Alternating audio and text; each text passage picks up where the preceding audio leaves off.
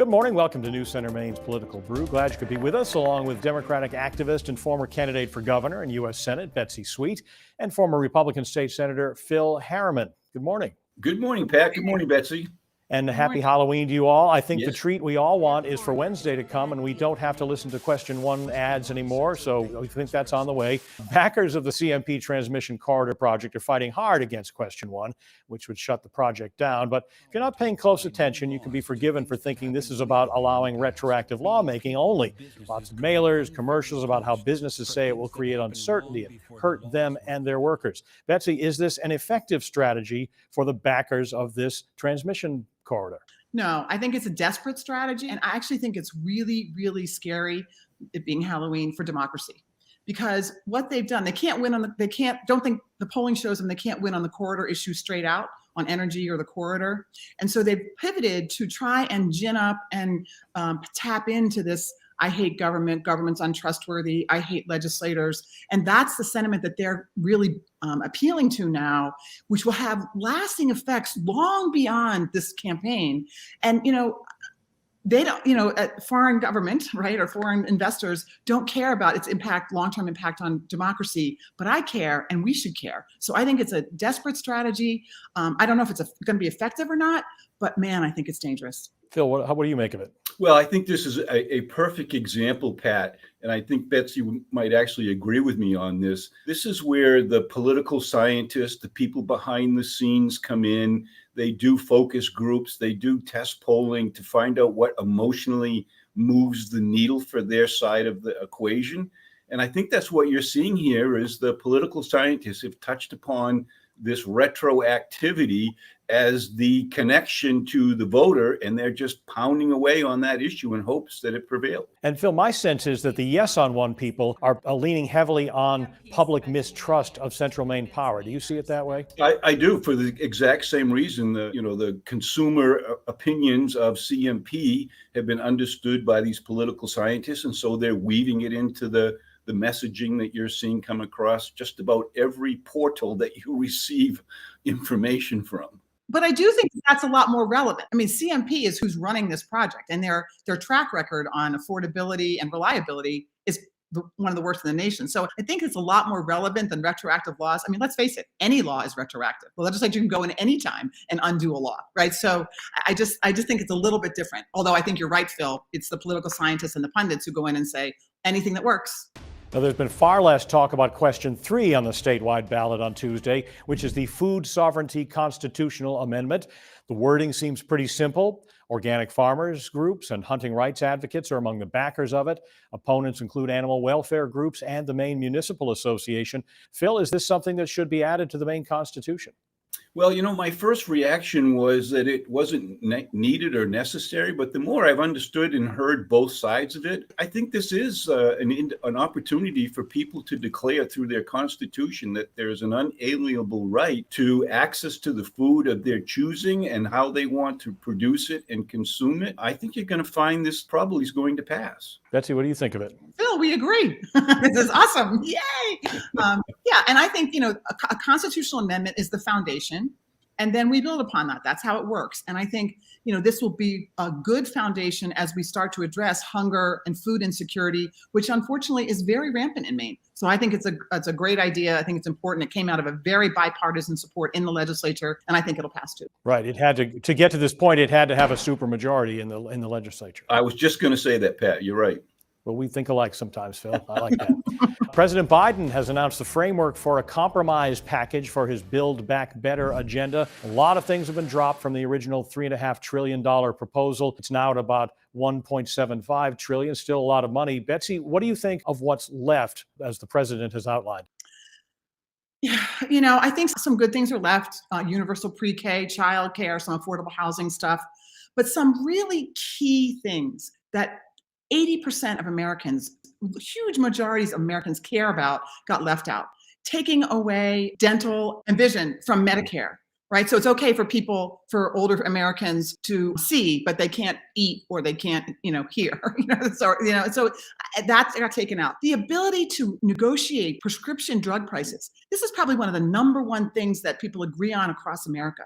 To drop that, I mean, if there was ever a link between money and politics and buying politicians and letting go of the ability to just negotiate prices, even to ask, I mean, that is horrible, I think. And so I think some really key things that Democrats frankly ran on are being left out. Paid family leave leaves us the only country in the world that does not provide paid leave for new mothers, right? So those are key things that Democrats ran on.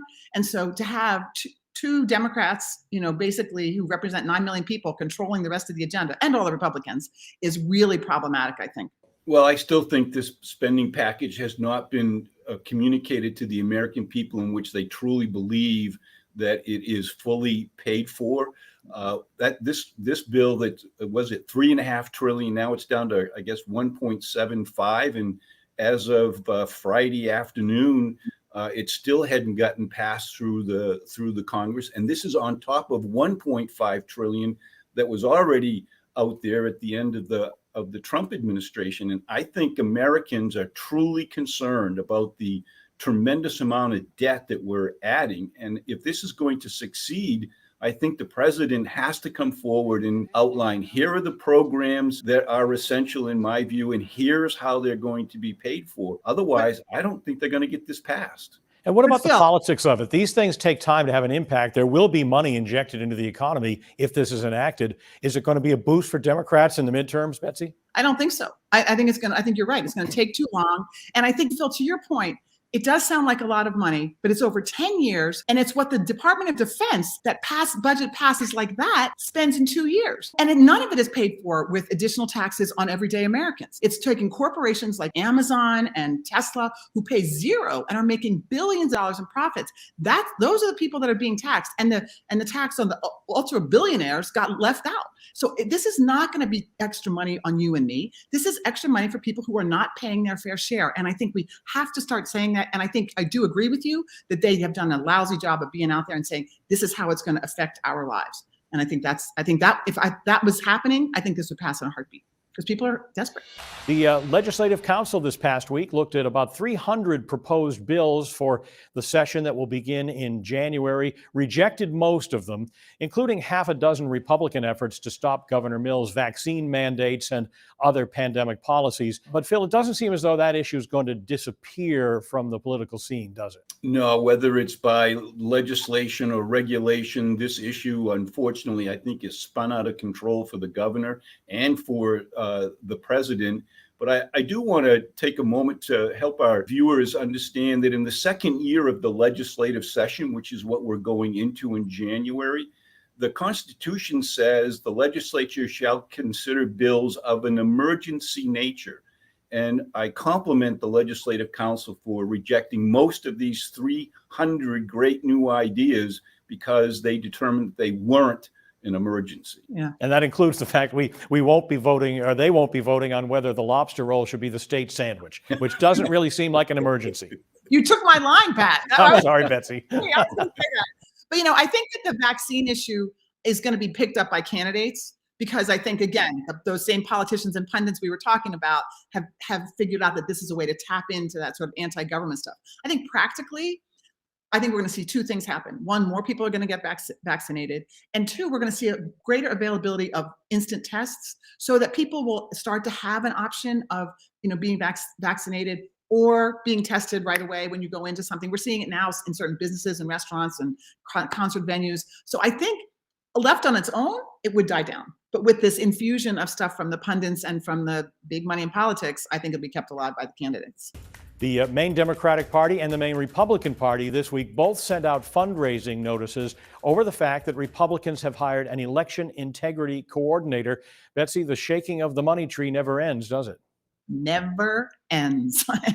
And, this is just an absurd thing. This is politics based on this whipping up of this idea that there's huge voter fraud. And in Maine, there has not been a single case documented of voter fraud. So, if they want to Republicans want to spend their money on election fraud, go for it. But both sides using this talking point as substance is really, really getting very old and very problematic. And Phil, do you think it's a useful tool for Republicans, even if it turns out to be more symbolic than anything else? Well, I think it's a useful tool for both Democrats and Republicans. Republicans can say, join us and support us and contribute to us because we're going to stand up and make sure that there's integrity in our elections. And the Democrats are saying, join us and support us and fund us because we're going to beat back this effort to limit your voting rights. It's the perfect storm for the politicians. And it's the job of the Secretary of State to do that, and they do it really well. We don't need a new person. Good point. Predictions for Tuesday's elections. I want you both to tell us the outcome of the 3 statewide questions, and you can add any other race that interests you. Phil? I think yes on the corridors going to pass, yes on the transportation bonds, and yes on food security.